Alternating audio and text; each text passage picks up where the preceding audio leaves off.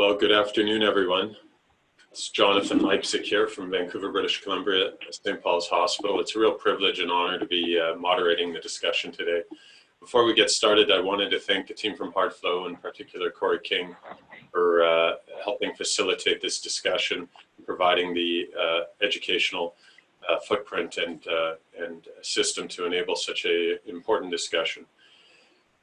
Today we'll be having a focus and a discussion on the changing paradigm of cardiac care in the COVID-19 era. I'm incredibly honored to be moderating the session. I'm humbled by the panel that has been put together. I'm really humbled, in particular, by the time that's been taken by so many to engage in this discussion at a time that is so obviously important and where people are so incredibly busy providing care to such sick patients. So before we get going, I wanted to introduce the panel we have from Northwell Health and Lenox Hill Hospital. We have the Director of Non-Invasive Imaging in Dr. Michael Poon. Michael is professor of,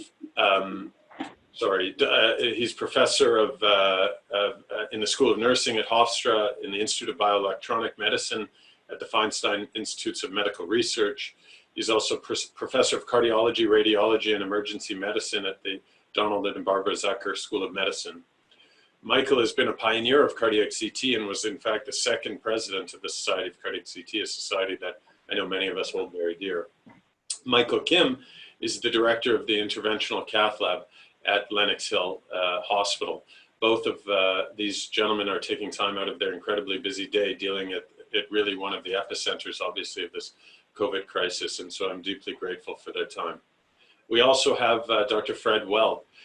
Fred is the lead author of the recent SKY document, which focused on the catheterization laboratory considerations during the COVID-19 pandemic and epidemic. Fred is also the Associate Chief of Cardiovascular Medicine at the University of Utah School of Medicine and the Director of the Cardiac Catheterization Lab there. He's a professor of medicine, and he previously served as the director of the interventional cardiology lab at Brigham and Women's Hospital in Boston. And lastly, but not least, is a good friend, Jeff Rose. Dr. Rose is the leader and president of the Sanger Heart and Vascular Institute, one of the largest heart and vascular institutes in the United States. Dr. Rose has been a real champion of quality improvement initiatives that enhance patient-focused outcomes.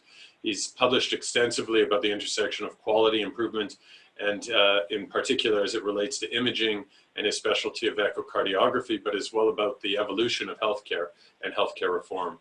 So without further ado, I want to thank all the panelists for joining us today. We're incredibly grateful for your time and look forward to a rich discussion.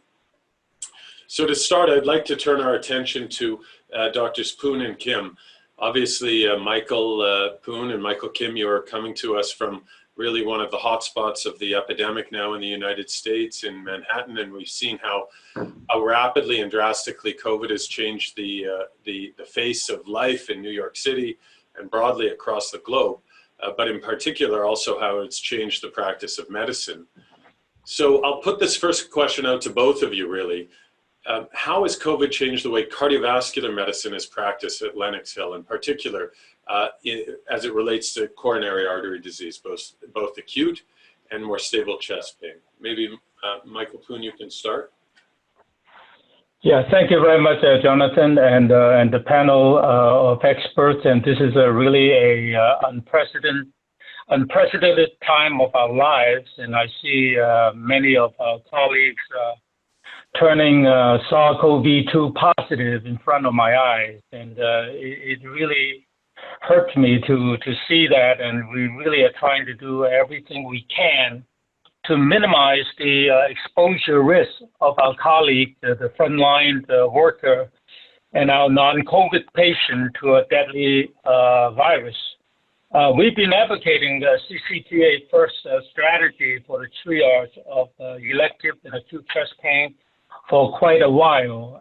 This epidemic caused by this COVID virus further affirm our belief that CCTA is probably the most accurate non-invasive test that we could do and rapidly rule out the presence of coronary disease in many of the patients, so we don't need to keep the patient in the ER, in the hospital unnecessarily. So we've been implementing CCTA-first strategies as soon as we heard of the COVID crisis.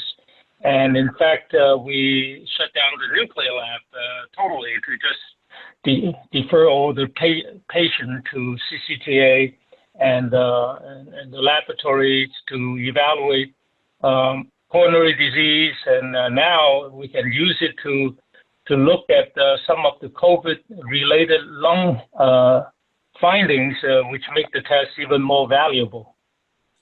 That's a very interesting point. Certainly in Vancouver as well, we've seen a shift in our practice and continued use of CTA for the definitive nature, the fact that it is obviously very accurate with regards to anatomical disease, and then being able to also evaluate the pulmonary parenchyma for patients in whom the RT-PCR is not yet back has been helpful for our clinicians. Dr. Kim, Michael Kim, yeah. As it relates to thanks, Jim. Yeah. Again, thanks for moderating this, and thank you, HeartFlow, for setting this up. But just adding to what Mike Poon said, we've known each other for over 25 years now from Sinai and here now, and you have to have obviously a very good message you send to your faculty. So basically, you have to all be on the same page, and the goal here, especially in New York City now, is that you cannot waste any beds. And you have to really sort of tailor your beds and your resources to those at most high risk. So, as you all know, we had to cancel all of our elective surgeries starting in mid-March, and we're thinking that we may have to cancel them until the middle of June. Wow. So at this point, we have to figure out who are those patients, non-ACS. Obviously, if you're ACS, you come in. Non-ACS who still need care, but you really have to figure out, who are those patients who are at some risk over the next 3 months. And again, this is cardiology, it's not orthopedic, so it's a little more, it's a little less cut and dried. Chest pain is much more unpredictable than other diagnoses. But we have to take our best information, and clearly, what we've done is what we've told all of our staff, and they've all bought in, is that if you do have a patient who has some sort of unstable symptoms and you want to risk stratify them at this point, please send them for a CTA instead of a nuclear, which we actually closed our lab. But for some of our private attendings, we're recommending please send them for a CTA so we can at least get real anatomic and physiologic info before having to send someone who may wind up being, fairly normal, and then again exposing that patient and our staff to this real risk of this disease because it's extremely contagious. And so, we that's where we've gone. It's worked out very well so far. I could tell you that we have multiple cases that would have come to the lab that has been ruled out by CTA that did not make it in. And we're even using it in these sort of low-risk end STEMIs, similar to what Dr. Welt, recommended in his SKY document, where if they have a very small troponin leak, they're fairly stable, and their EKGs are somewhat benign. We've been CTAing those patients, and then figuring out whether we do have to take these patients into the lab, which eats up a lot of PPE, by the way. Everyone has to be fully PPE'd, which is a valuable resource right now. So, we're really targeting this, and it's been helped out greatly by the use of CTA. It's interesting you mentioned the NSTEMI population. And talking with my friends and colleagues in Milan, and they've recently published this, that they've seen, a threefold increase early on in non-obstructive disease in patients in the camp presenting with ACS-like syndromes. And obviously, I think that's led to a real shift and an increased awareness of these phenocopies of COVID-related illness or demand ischemia that may not, in fact, really benefit from an invasive upfront strategy and may actually be better served, as you mentioned, with CTA. So one question that I have, though, is as you talk about PPE and preparing, and you talk about the teamwork that is so apparent between both of you being so essential, how do you streamline those referrals, and how do you ingest those patients for CT, especially where there's so much community transmission and you want to limit exposure? Do you have a more formal process in place, and how have you enabled this in New York around making cardiac CT available to these patients? Well, I can speak for the laboratory, for the CT lab. We are telling our referring doctor that if a patient is highly suspicious of having real angina, we don't do any elective cases. All these cases have to go to the emergency room, and we have a team there to immediately triage and quickly get the patient to the CT scanner, do the scan, and get them in and out as quickly as possible. And once the patient get admitted, we'll do the same. I mean, if they have no troponin leak or little leak, we would like to at least re-stratify with the CCTA. And even now, we have FRCPC available to us for both the ED and the inpatient population to further re-stratify this group of patients to only those who really have life-threatening condition that would be benefited from opening up the cath lab and refer those patients to the cath lab. Otherwise, we just manage the patient medically and get them out of here as quickly as possible. Excellent. Well, thank you both for that insight. It's really incredible, and deeply grateful for you to take the time, obviously, when things are so chaotic in New York, and share some of your early insight. We'll transition now to Dr. Welt, and we'll obviously have questions that we'll be bringing back to you. But Fred, I wanted to ask you, given the fact that we have two interventionalists on this panel, but given your leadership in the recent SCI ACC document, obviously you put tremendous thought into ways to optimize cath lab utilization. We heard recently from just a moment ago from our friends from New York how they're doing this. What are your key takeaways for the listeners and for the audience with regards to to optimize cath lab utilization during this COVID pandemic? Yes, thanks so much, Jonathon, and rest of the panelists, and delighted to be here. And it's really kind of humbling to listen to this because, our colleagues in New York are so much further into this process than we are. So we're thinking about it, we're writing about it, but we're not living it, as you are. So I'm listening very carefully to sort of your thoughts on this. In terms of what, we sort of thought about with the cath lab, there are several key takeaways. One is that, as we've already discussed, the canceling of elective cases. And I think it's already been sort of enumerated, but the reasons to do that are, PPE, which is a major issue for us in terms of our availability. Even though we're at a phase in the curve where, bed availability is not the issue, it certainly, I think it will be coming up. And so yet another reason to sort of cancel elective cases. And then, of course, the issues of exposures to patients.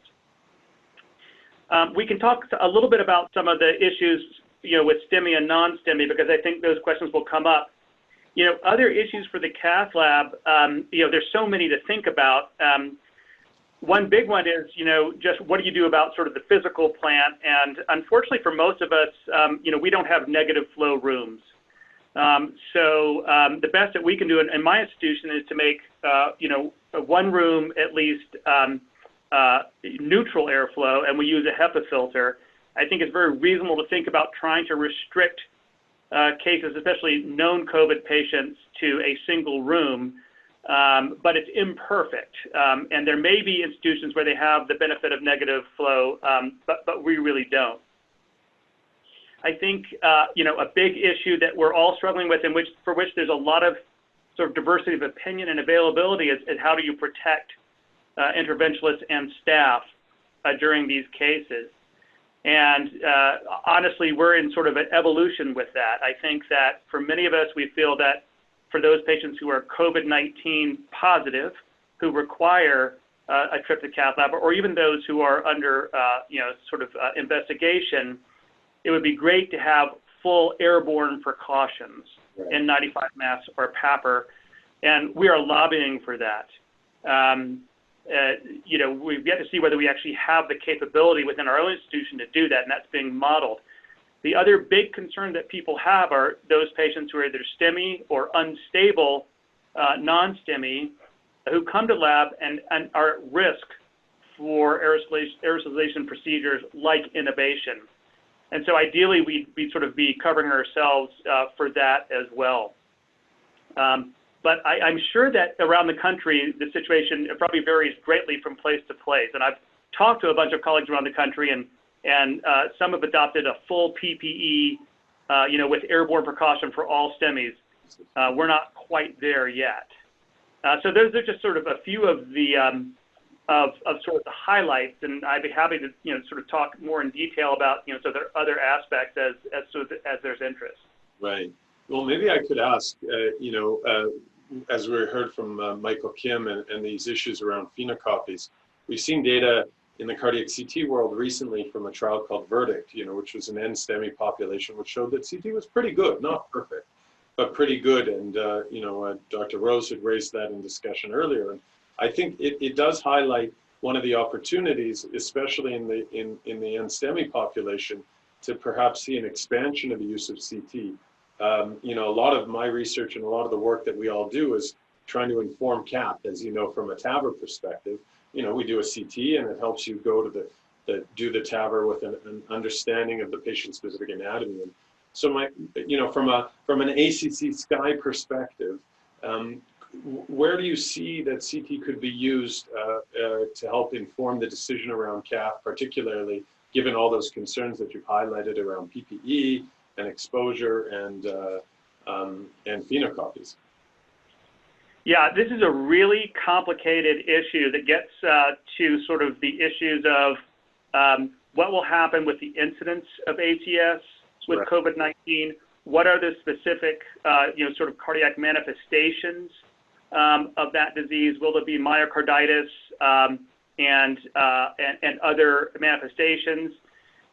So it's a complicated field. I guess the first thing I would say is that we do know from now a lot of our colleagues in China and elsewhere that a very high proportion of patients who present with COVID will have positive troponin.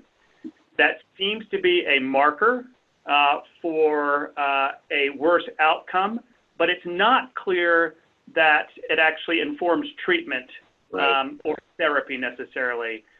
So I think that in a very general sort of way of thinking about it, before I get into sort of CT, I think that just positive troponin itself should not be a reason to go to the cath lab. And I think we all need to be really careful about that. You need some sort of corroborating evidence, EKG changes, et cetera.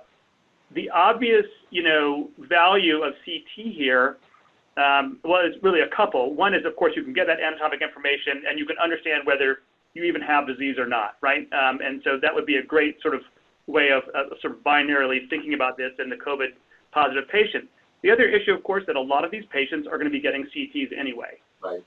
So to sort of combine that does make, I think, a lot of sense and could help prevent a lot of unnecessary procedures.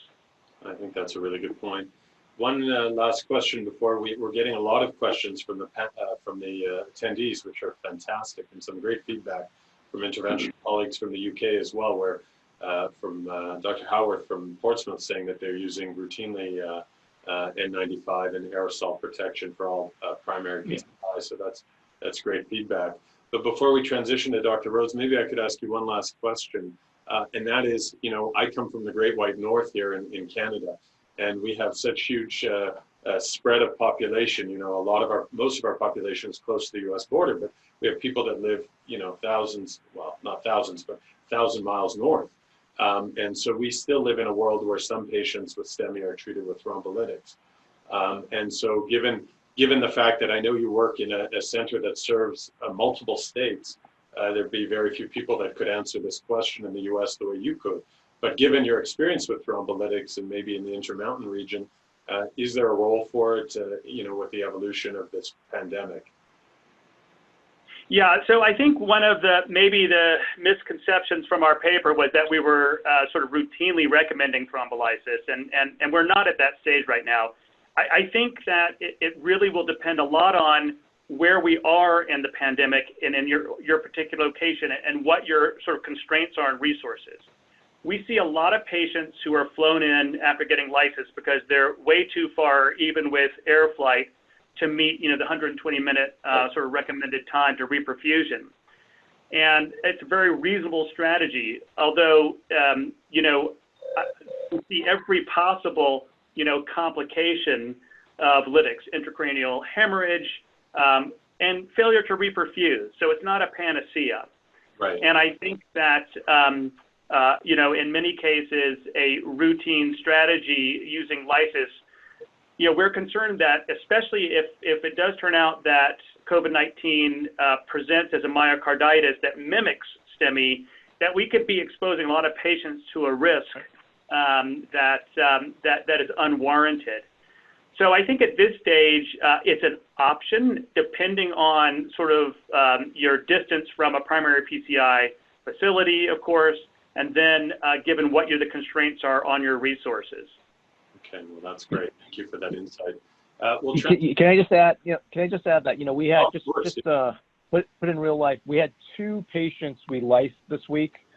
One was both from outside hospitals. One was a LAD that we would normally have taken, but we had no ICU beds, and that patient did well initially, but did have to come in the next day with recurrent chest pain and had like Timmy 2 flow in his mid LAD, and then we lysed an RCA and it went very well.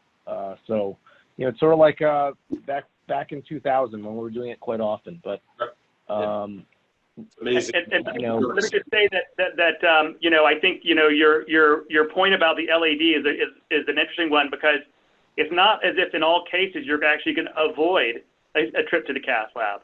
Right. So you may in a certain proportion, but you may be just delaying it in others.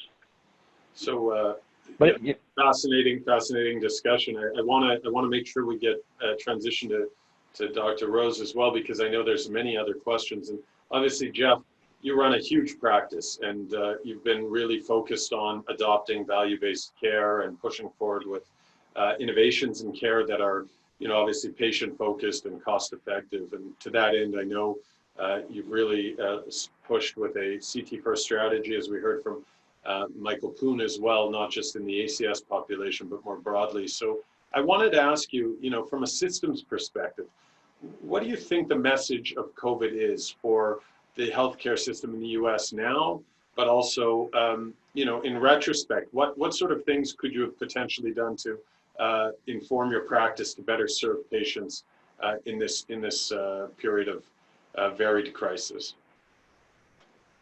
Well, it's Jonathon, a great question. And again, thanks for the invitation, and to all the participants who are taking time out of their schedules to better inform their practices with others' experience. I think, a pandemic is a systems issue in and of itself, right? It doesn't respect geographic borders. It doesn't respect market territories or any other sort of artificial boundaries that we find ourselves practicing in regular life, having to take into consideration. And as a result, a pandemic really exposes all of the weaknesses of whatever system you have and whatever inefficiencies your system has. And we all know that, systems get built over time. We have embedded practices. We have patterns that just sort of, come to the fore. And it's very difficult for us as human beings to, quote, unbuild certain things that we've been doing. And unfortunately, it sometimes takes a crisis like this to really have us re-examine what it is we're doing, because I think what we're hearing from the other panelists is we're just going to what actually works. Not what in theory could work, but what actually works in terms of taking better care of patients. So if the immediacy is to get a diagnosis quickly so that we can free up an ER bed for somebody else who needs it, we find ourselves reaching towards a technology that perhaps we haven't been using as much as we ought to have for whatever reason. in our systems. And I think CT and, the capabilities of FFRCT really lend itself towards that type of rapid triaging of patients that was, quite frankly, just as important outside of the pandemic. We just didn't have the same sort of urgency around it and immediacy. Same thing as we're seeing now in, the non-STEMI population. I think it also extends in the area that we're looking at as well has to do with how we're providing our ambulatory care. And that's not just testing, but it really gets down into really the cornerstone of the physician-patient interaction. And to date, that has really been an in-the-office, face-to-face encounter because that's just the way it's always been. Whereas in every other aspect of our lives, we've transformed into other media that work very well. It's been said that, in addition to bank tellers, we need ATMs and online banking, but healthcare hasn't really gotten to the point to allow that type of common sense interaction. And again, with the wisdom of CMS and the payers and others to really take down those boundaries, we're really seeing now how this model can actually work in real time and in real life in being able to service our patients. We've converted our 500 to 600 in-face visits to 400 to 500 virtual visits in a week. And the patients are happier, and we are freeing up capacity. We're protecting our staff. We're not utilizing PPE, and we're not stinting on care. So I think that as we move away from, this tragedy, I mean, that's what this pandemic is, and we have brave people who are working very hard to do their best under really trying circumstances. The lesson that we're going to need to learn as we come away from this is really what can we embed from what we've learned out of this pandemic that will really serve our patients better in the long run and will help to correct some of those system weaknesses and inefficiencies that, for whatever human reason, we've tolerated for too long. I think fascinating comments, and I know that we obviously practice in very different healthcare environments. In Canada, what we're seeing is, we're still doing coronary CT for patients with fairly compelling symptoms and providing that care because it's, as you say, it's such a definitive test. It answers the question. And then with the ability to extract physiology and really guide the decision around the need to go to the cath lab non-invasively and without having the patient having to come back for another test, it's been very powerful. What we struggle with, though, is as we're going to try to come out of this, hopefully, in the coming couple of months, whenever that time will be, where we're providing more care again, how are we going to ensure the access of care? And one of the things that I think it will be interesting is in the US, obviously you have more access, but as we look at the financial implications of both this crisis and also the constancy of need to focus on cost-effective care, if you were to project out in the future as it relates to cardiovascular disease, where would you direct Sanger to make sure that the money was well spent and that the care that was being delivered was delivered as efficiently as possible, especially as we come out of this crisis that will undoubtedly leave a backlog of patients that need to be served? Well, I think, Jonathan, I think there's two aspects to the question. The first is really the immediacy issue. There's going to be patients who we know need things done that we just haven't been able to do. There's going to be the TAVR that could wait that needs to get done and so forth. And we'll get through, that group of patients, I think, in, perhaps longer hours, extended hours and so forth. But I think we'll get through that first surge. But the real issue here is commitment to value-based care as we go forward and really working closely with all the stakeholders from patients to payers in terms of how we deliver on that. Because the thing we're not talking about for the U.S., for example, we have a Medicare population of about 60 million. We'll be over 80 million by the end of the decade. We have never seen that type of population surge in our history. And we know that as the pandemic has exposed, there's a lot of weaknesses on the current chassis that we have, and that's in today's numbers. And we just can't make this system run to provide effective care for the 80 million that we're going to see in 10 years or so. So I think all paths lead forward. In many respects, this has been a very trying and unfortunate sort of test run of where value-based care can actually help. And my hope is that we will actually apply the lessons that we're learning here into some sort of new future state for different types of care delivery that, again, are as effective, but just applied by different means. But that's going to take all stakeholders coming together to a consensus around that very point. Yeah, isn't that the truth? Well, you know, we have so many great questions that have come in that are really well distributed, in my opinion, to the different people on the panel. So maybe I'll turn my attention to some of those. We have an overlapping question from two friends. Joao Cavalcante from Minneapolis Heart, obviously, you know, the real leaders in the field of cardiac CT, and a board member of the Society of Cardiac CT, and Jeff Carr, past president of the Society of Cardiac CT. Both have asked similar questions, and maybe best answered by you, Dr. Poon, to start, and I can share with what we're doing. But the question is around current CCTA workflow, particularly in a hotspot for COVID in New York. You know, as you're seeing spread in the community, what sort of PPE is used for the techs? You know, I assume all patients are masked. What sort of cleaning? You're doing a droplet precaution cleaning, or and what sort of turnaround time are you seeing in the real world for cardiac CT in New York City? Sorry, Michael, you're muted, I think. So.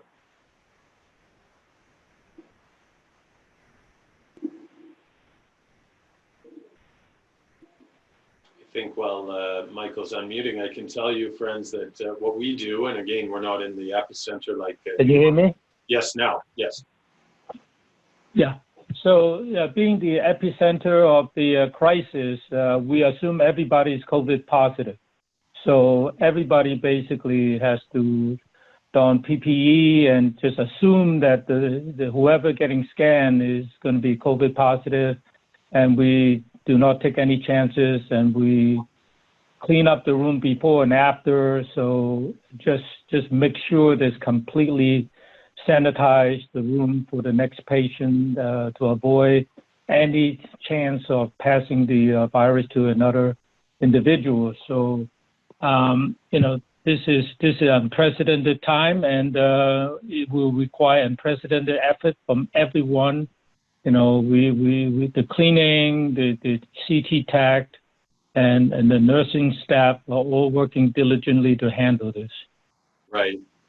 Okay. Well, I can share with you, friends, that we're doing exactly the same. I think we're at the point now, all our ORs are full for aerosol precaution. For our CTs, we now are assuming that all the patients that are coming, because we're doing very little elective. We have a dedicated cardiac CT, so our elective work, we're not making that assumption, but anyone that's ingested through the ED is assumed to be COVID positive because, you know, we don't have the PCR back at the time of the imaging. So we use all droplet precaution, masks. The techs ingest the requisition, obviously virtually. They don't actually go in to the patient. The leads are put on by the support team that come with the patient. All patients come with support team.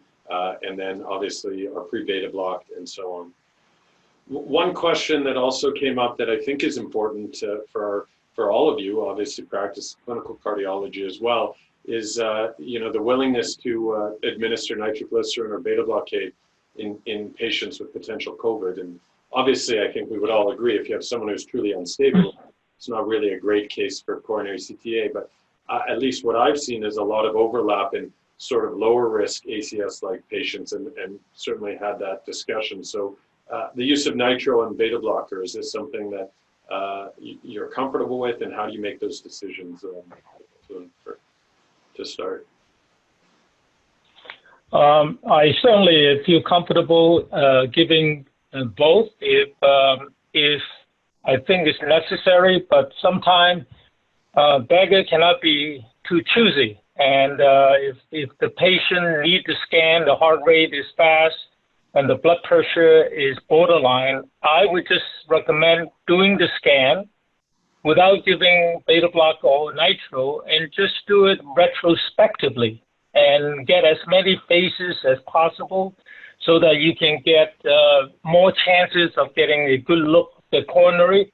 That's the main question, whether the patient is having ACS or not. So most of the cases, thank God, are negative.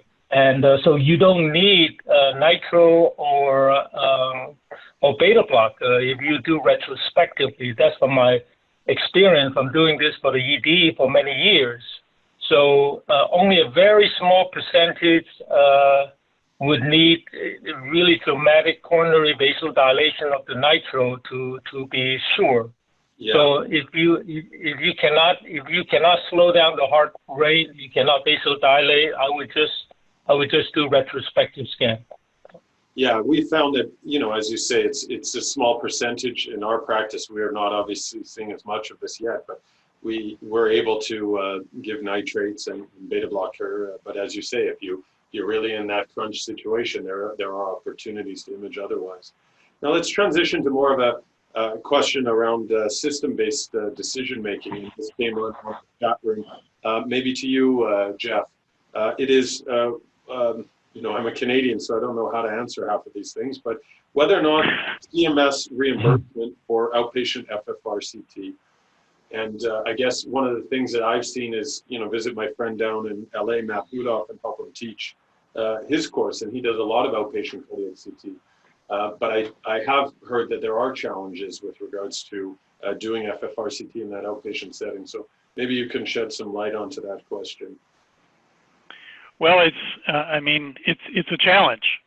When we look at cost ratios and so forth, we've had to work with individual payers around this, but again, this is where we get back to the value proposition that we've got to look at total cost of care, and I think that this is really what I think has impeded this modality because of the sort of a la carte nature of how we, at least in the U.S., charge for things, and not looking at the total value equation in terms of total cost of care. And, this has been demonstrated in platform and other studies in terms of, cost avoidance and, better patient care, if you will, by not having patients undergo invasive procedures, although those can be done safely. If they're not needed, they're not needed. So we've found a way as we've advanced things, but quite frankly,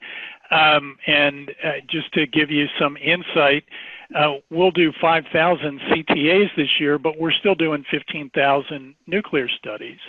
And we're in a certificate of need environment here in the Southeast, the Carolinas of the United States. We can't just go out and purchase CT scanners and set up shop to transform a model. So there's so many different layers in terms of this care delivery. As a result, certain practices just get embedded. But I would circle back to say, if in the heat of the battle, we find ourselves closing down certain labs and opening up other resources, that ought to tell us something.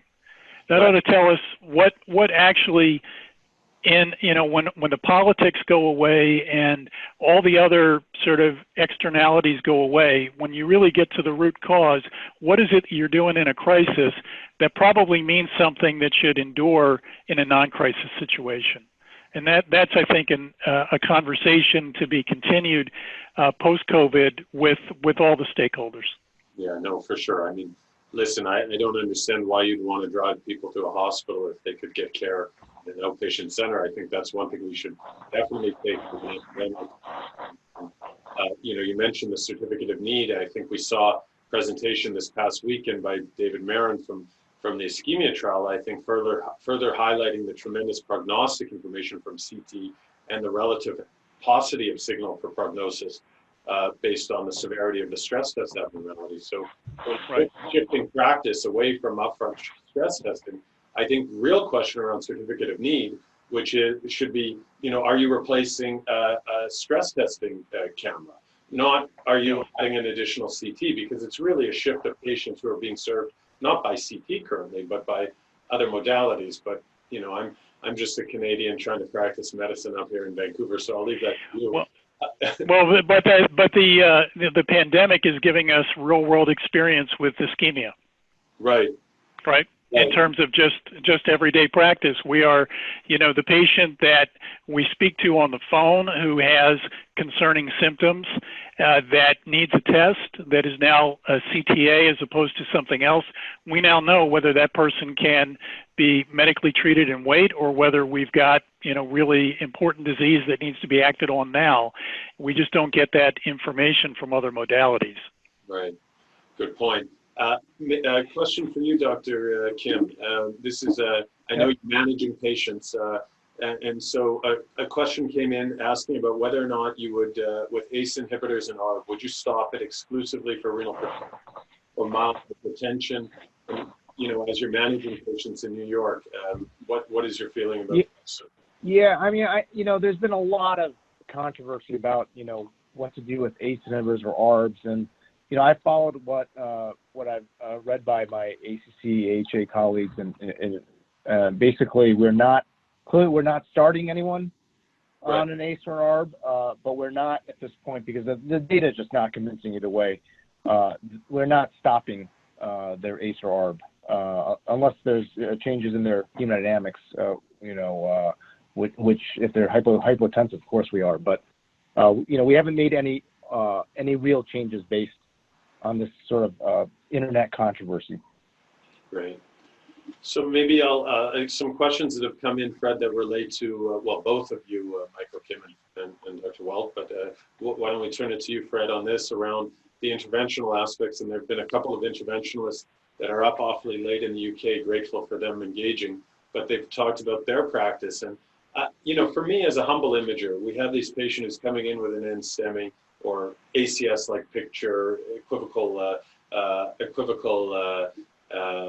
EKG, and we do a CTA. What in the era of COVID and understanding that you're going to need to take extra precaution and there's potentially extra risk, and the risk-benefit ratio has suddenly shifted, right? Your tolerance to accept Minoca and an unnecessary cath is obviously going to be very different. So what do you think would be relevant anatomically and then physiologically from FFRCT that would help you beyond the clinical picture? Fred, what do you think as a director of cath lab? What would you want to hear in a report? And putting you on a spot on this one. Yeah, no, I think, other than, the obvious issues of severity, it would be distribution. I mean, of course, we're going to, be more inclined to take a proximal, LAD, a high-grade lesion to the lab than, a distal PDA lesion. And so having that sort of anatomical information, I would think could really help you to stratify which patients it's worth bringing to the lab. Obviously, a lot of patients with non-STEMI, are likely to do okay in the short term. And, we can use a lot of sort of standard risk scores. The TIMI risk score, I think, it can be very helpful in that setting. But, one of the really difficult things for us is how long is the pandemic going to last? And, we're sort of we have this sort of arbitrary time frame of sort of 6 weeks. That's what we're sort of using as sort of our arbiter right now. How will this patient do in 6 weeks? Well, I think that, understanding, the presence of proximal LAD could really be helpful in making that sort of call. Yeah, it's a really important comment, and it's amazing how I think because it can be overwhelming otherwise, we think the same. We've been asked by our payer and healthcare provider, the Ministry of Health, to sort of triage things based on risk over the coming weeks. And that's where we still found CTA to be so powerful, as you mentioned, Jeff, right? I mean, if we're going to be treat conservatively, it's good to know, is there left main disease?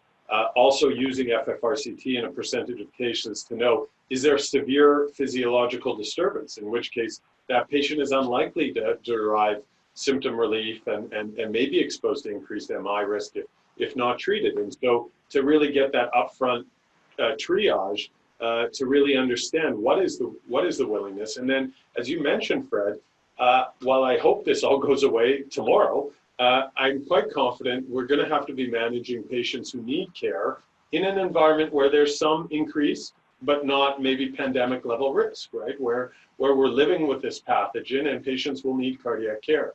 So I think it really speaks to, Jeff, your comments about, telemedicine. Why come in to the hospital? If they're 75, they need care. They need titration of their medicine, or they have undiagnosed coronary disease, have the CT in an outpatient center, and then not come back for additional stress testing, do a non-invasive physiological test that doesn't involve representation. So, I think these are such important points, Fred. Question for our friends in New York, coming from a dear friend and colleague from Liverpool, Manchester, but he works in Liverpool, Tim Fairburn. What percentage of normal activity is occurring for cardiac disease in New York City as it relates to stable undiagnosed chest pain, whatever, in New York City? I think that's his question, yes. So Michael Poon, Michael Kim, are you doing any elective CT for if someone calls you Michael Kim or with chest pain? What do you tell them? Just sit at home? Yeah, there's a patient who me and Mike are actually dealing with right now who has I saw the patient in November, basically had no symptoms, just has a history of severe PAD and some carotid disease, which makes them very high risk in general. But over the last couple days has had this left-sided chest pain with exertion. Sometimes, the usual things, some typical, some atypical characteristics, and asked, what should I do? EKG was normal. I saw that we went to the internist and they took a picture of it and sent to me. And this patient is very scared of going to the ER. Right now there's a lot of fear amongst this, but at this point, the internist really felt that the symptoms really sounded more like unstable angina. So at this, I recommend, I spoke with Mike. The internist also is a little worried that maybe there's an aortic dissection. There are some symptoms of sharp subscapular pain, and the patient is running high blood pressure. So we're sending the patient right now to the ER. The patient did agree to come, and we're going to do this quadruple rule out that Mike likes to talk about with a CTA. So, that's a real life example that we're doing right now. Yeah. Great. Yeah. So I think Mike sort of opened up the question of what kind of protocol that we use in this COVID era. Now, obviously, we can just look at the ACS, but the CCTA can be used to rule out dissection, as Mike was saying. And we had a case recently from the ICU. We also have to rule out pulmonary embolism.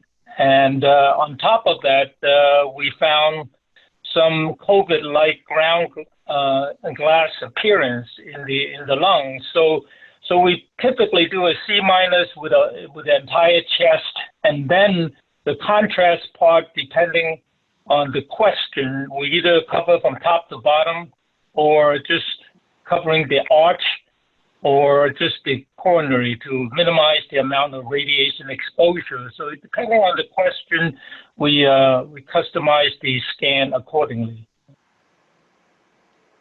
Yes, no, I think that's very helpful. And there have been a number of questions that come in about the role of chest imaging, and some from colleagues that do chest imaging, like Dr. Hurwitz from Duke. And we know that the guidance isn't to be screening patients, but we are seeing increased utilization and now guidance around how to interpret those very lung findings that can help also with diagnosis and indeterminate COVID, or also, I think, probably even beyond that, to help understand the disease severity for our intensive care colleagues and our internal medicine colleagues who are caring for the ventilatory needs of these patients.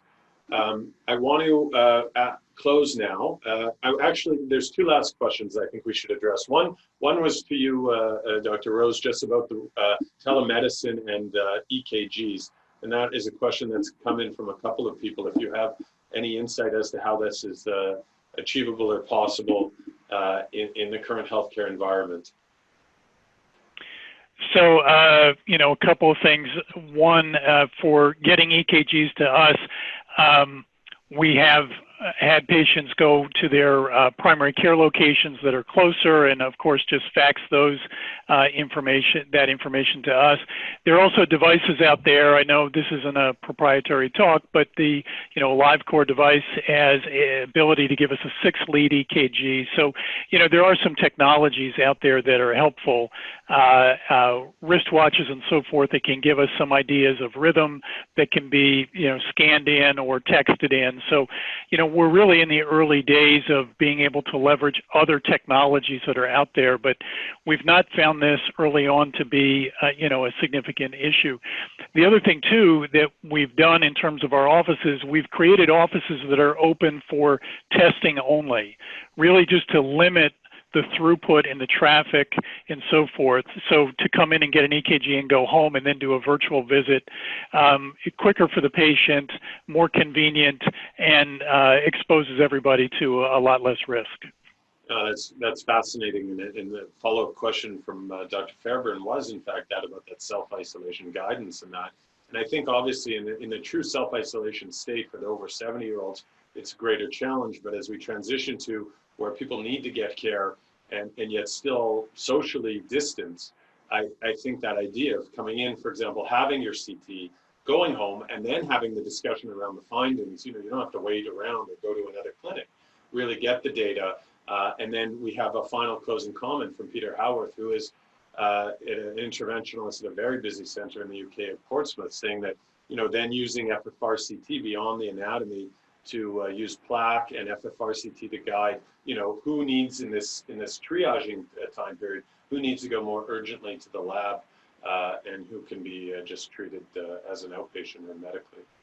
So I wanted to close. I want to thank, first of all, again, all of the panelists, particularly our two friends from New York. Your days, I gather, are 18 hours long, and then you wake up for another 18-hour day of incredible intensity, and as we heard from both of you before, and my other friends there, of fear and anxiety. And so to say that we're grateful that you took time to educate us is a tremendous understatement.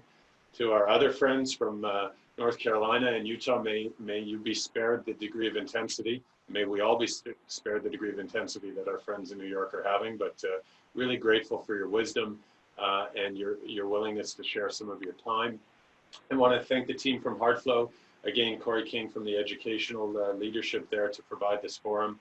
I want to thank all of you for these incredible questions. We have people from all over the world that have shared their thoughts.